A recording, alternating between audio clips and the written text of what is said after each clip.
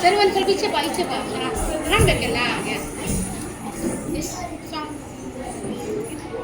ಹೂವಲ್ಲಿ ಜೇನು ಗುಡಿ ಕಟ್ಟದೇನು ನೀರಲ್ಲಿ ಮೀನು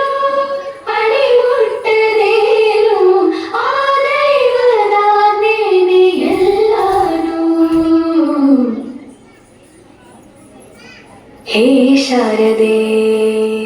ದಯ ಪಾಲಿಸು ಈ ಬಾಳನು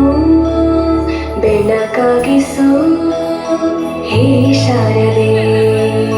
ದಯ ಪಾಲಿಸು ಈ ಬಾಳನು ಬೆಳಕಾಗಿಸು ನಾಡಿಗಳ ದಾರಿ